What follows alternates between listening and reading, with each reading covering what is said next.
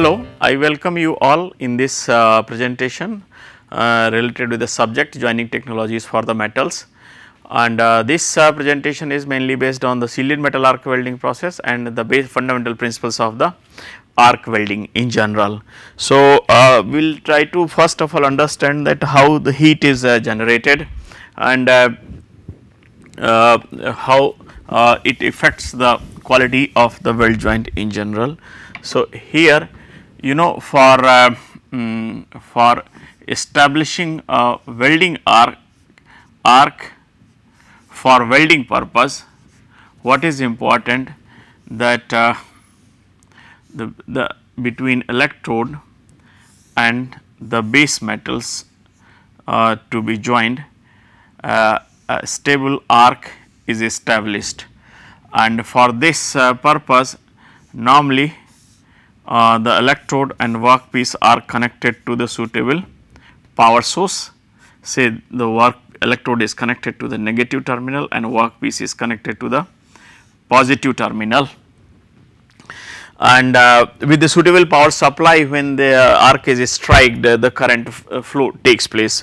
But we know initially when there is no arc, the gap between the electrode and workpiece is full of the atmospheric gases, and the gases are non-electrical conducting. So, this gap must be made electrical conducting, and for that purpose only we have to use certain arc initiation methods, and these arc initiation methods basically rely on developing the charged particle column between the electrode and workpiece, so that it can be made electrical conducting.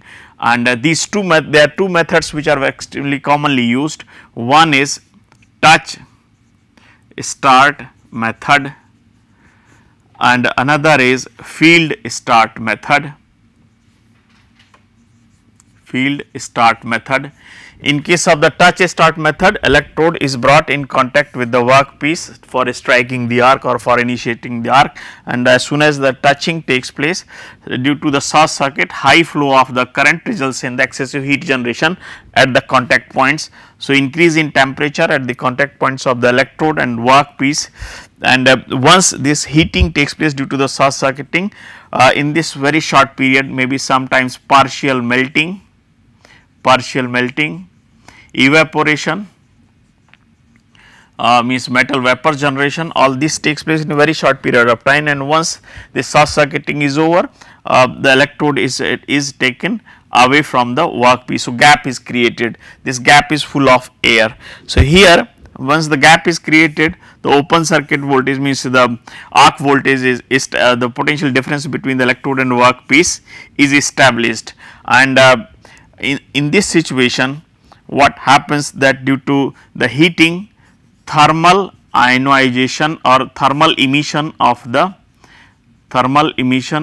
electrons from the electrode tip and workpiece side, at the same time ionization of the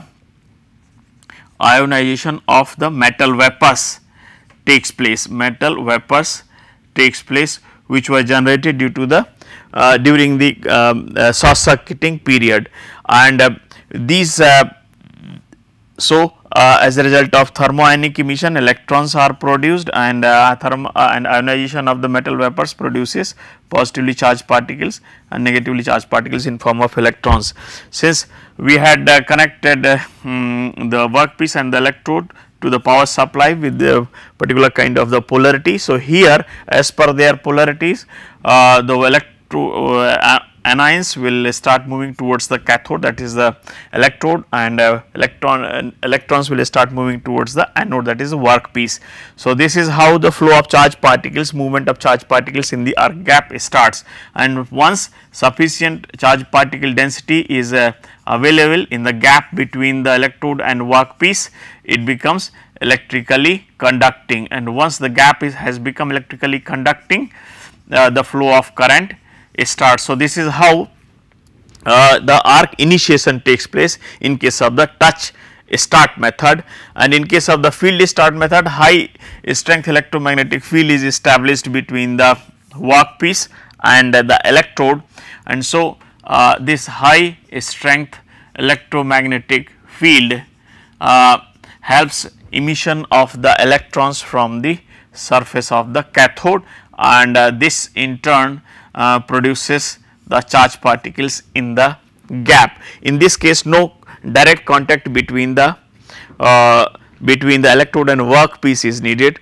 but the development of high strength electromagnetic fields helps in emission of the electrons from the cathode, and that is how the gap is made full of the charged particles, and the gap is made conducting. So, the important thing for having a stable arc is that the gap between there is a sufficient potential difference between the electrode and workpiece, and the gap is made conducting.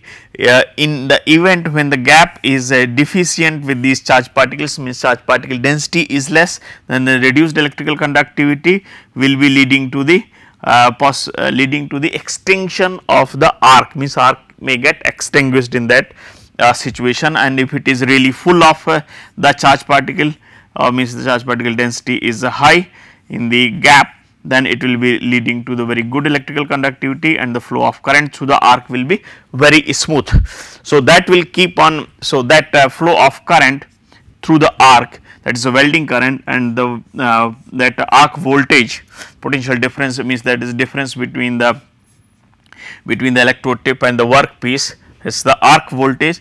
Product of these two gives us the power of arc, and this power of arc helps in generating the heat desired for the melting of the workpiece. So, there are two methods for initiating the arc, and these are the conditions which are necessary for emission of the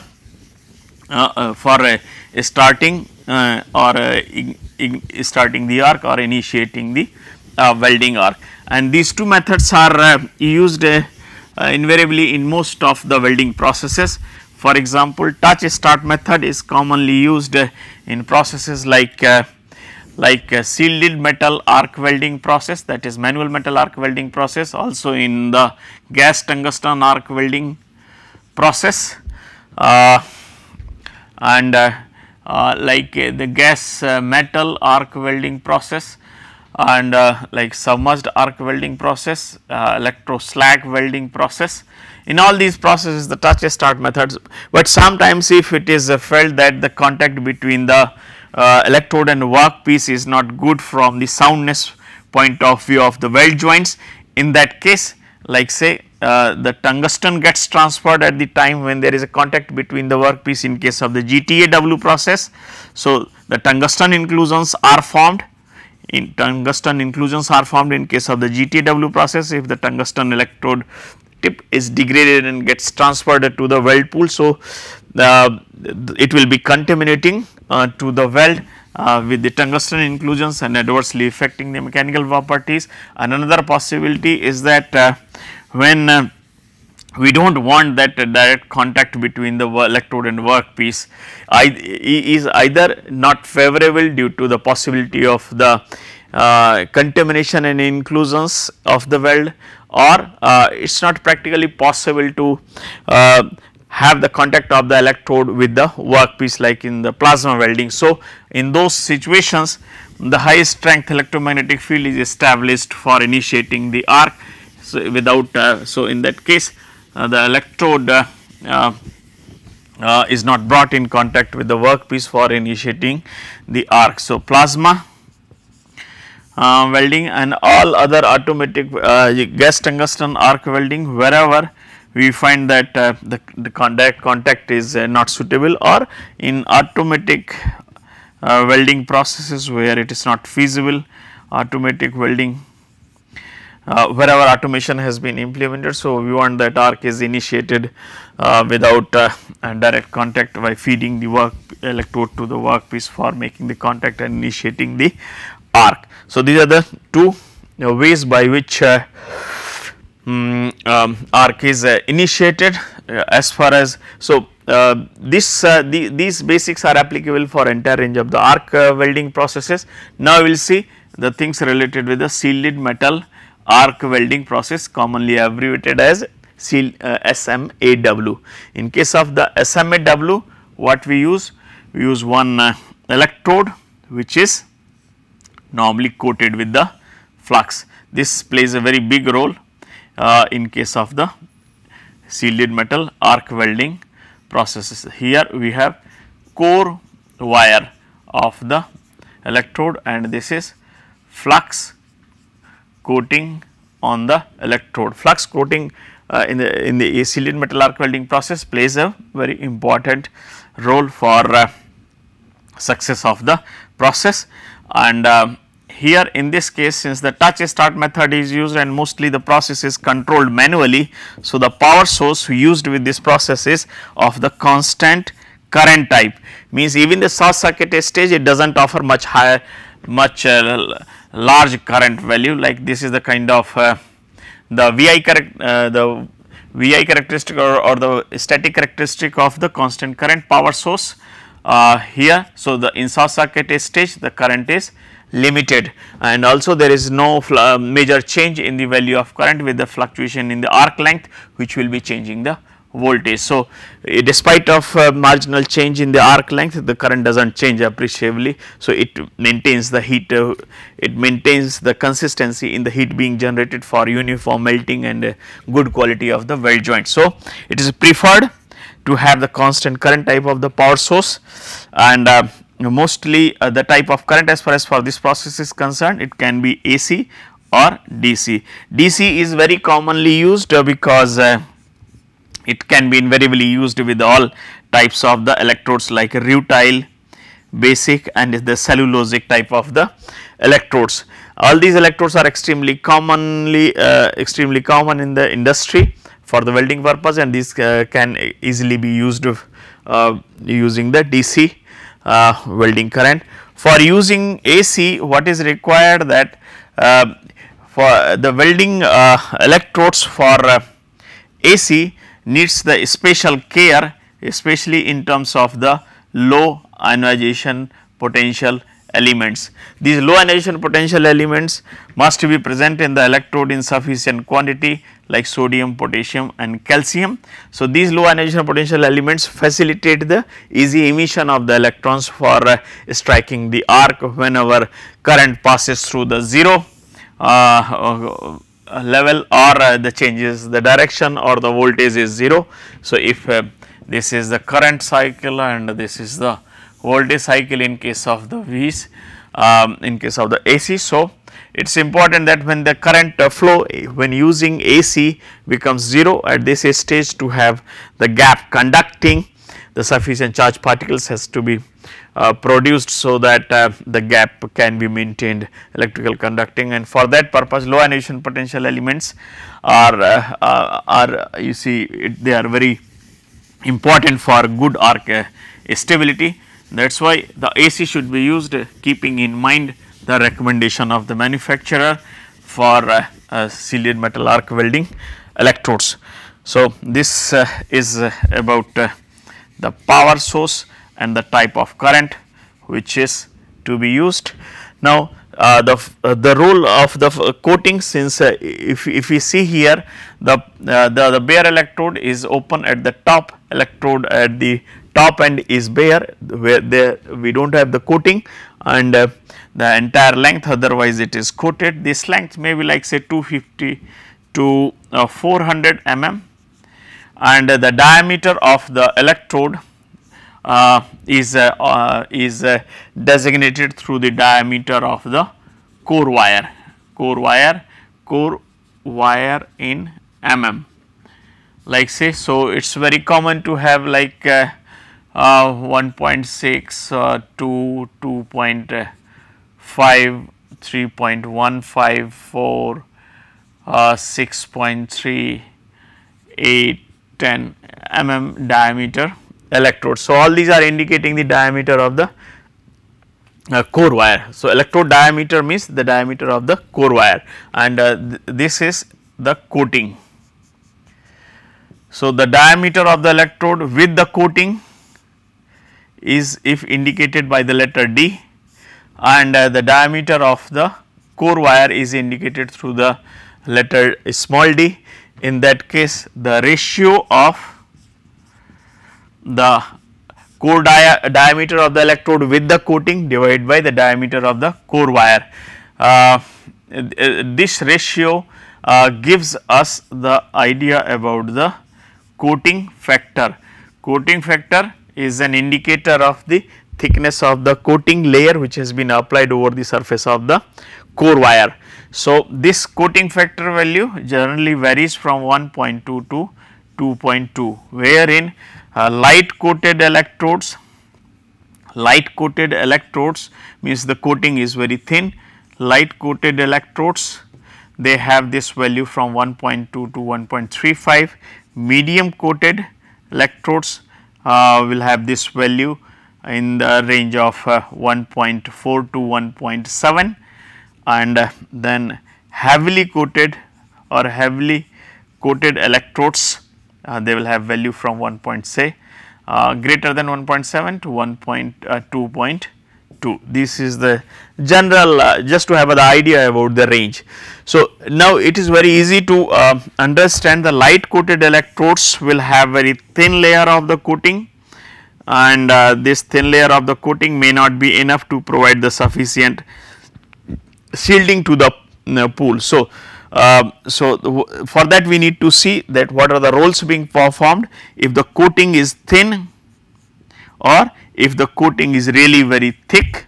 So, thickness and thinness of the coating will have the effect on the soundness of the weld joint.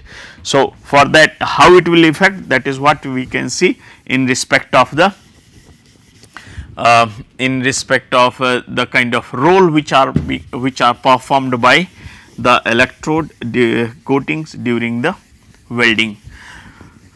So, as far as the role is concerned, the bare electrode, we know bare electrode like of the iron or aluminum, they are having higher ionization potential. So, the electron emission capability is very limited. So, they do not provide very smooth and stable arc due to the limited electrical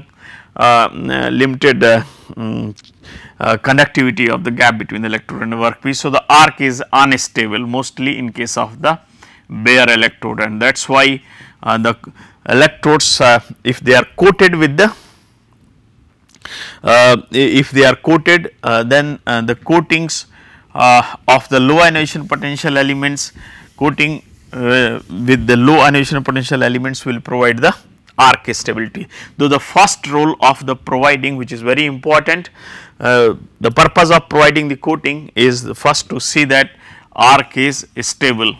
So, and this is achieved through the incorporation of the low ionization potential elements like sodium, potassium, calcium in the coating. These elements have very low ionization potential, and that is why during in the welding conditions, during the welding they emit the electrons very easily and provide the conducting gap between the electrode and workpiece easily. So, the arc stability improves, and the second purpose is to provide the deoxidizers.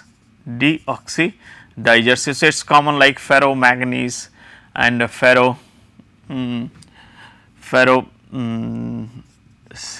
silicon kind of things are added. What they will be doing, they will these whatever oxides are being formed, it will help to separate out the metal which has got oxidized, and help to save the metal worth, and then also to provide the flux for removing the impurities, like the flux is designed in such a way that the ingredients or constituents of the flux interact with the impurities and form slag, and this slag is designed to be lighter than the weld metal. So, whenever the weld metal weld is brought, weld pool is formed, the slag which is formed due to the interaction between the flux and the impurities, the slag becomes lighter and it starts floating over the surface of the metal. At the same time, this the coatings are also provided for controlled alloying, controlled alloying. If it is required to have the specific set of the properties in the weld metal and we want to incorporate some special elements like chromium or molybdenum in the weld metal, then these elements are incorporated with the coating, and when in the powder form, and when these will be, and then these will be transferred to the weld pool. So, this is what is called controlled alloying. And so, the alloying elements which we want to incorporate in the weld metal, they will be added in the coatings, so that during the welding these get transferred after the fusion into the weld pool. Further, this is also used for increasing the deposition efficiency, and how it is achieved, like the iron powder cell, if the steel is being welded, to increase the deposition efficiency, iron powder is incorporated with the coating, and when this iron powder melts, it gets transferred to the weld pool. So, coating efficiency, because is calculated from the weight of the core wire, and when the iron powder is added with the flux, it helps to increase the weight which is being deposited in unit time, and thereby it helps to increase the deposition efficiency or the deposition rate. Rather, it is deposition rate. In unit time we are able to deposit more quantity, because iron powder will be getting transferred after melting into the weld pool, and the iron powder which was incorporated with the coating, in that way it helps to increase the transfer of the in that way it helps to increase the deposition rate. There are few more functions which are performed by these coatings, which includes like in odd position welding or in vertical welding, like this vertical or overhead welding conditions, where there is a heavy tendency of the molten metal falling from the weld pool. So, in this case it is desired that viscosity of the weld metal is high. So, the slag which is actually the flux is designed in such a way that the slag which is formed is thick and viscous. So, its the falling tendency of the weld metal can be reduced. So, basically the purpose of the coating can also be to adjust the viscosity and surface tension of the slag and molten metal, so that the flux the falling tendency of the weld metal during the welding can be reduced. So, these are the important functions which are performed by the fluxes which are applied in the coating. There are different types of the constituents which are added in the coatings, and these are commonly used as a low ionization potential elements like sodium, potassium, calcium. There is a charcoal which is commonly added, and then sawdust is also used, various hydrocarbons, and commonly used as a binder. These are sodium or potassium silicates.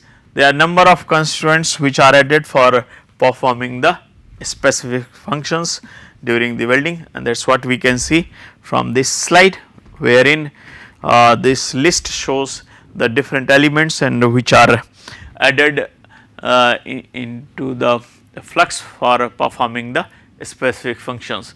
For example, quartz is added for increasing the current carrying capacity, magnetite is added for refining the transfer of the molten metal drops, means that it helps in achieving the split transfer, and calcium carbonate is helps in reducing the arc voltage and providing the inactive gases, so that the arc can be or weld metal can be protected, and fluorspar for increasing the viscosity of the slag and molten metal. Ferromagnesia and ferrosilicons are commonly used as deoxidants, and the cellulose for releasing the shielding gases, and potassium water silicate, these are the bonding agents, and the rutile is also one of the common element which is added in form of the titanium oxide for increasing the viscosity, and since it has a very good arc emission capability, so it helps in restriking of the arc. So, one of the important functions of this flux is also is that when this coating when approaches to the arc in course of the welding, it is burned out. So, burning of the coating produces burning of the coating or combustion of the coating material produces lot of inactive gases in form of CO2 and CO.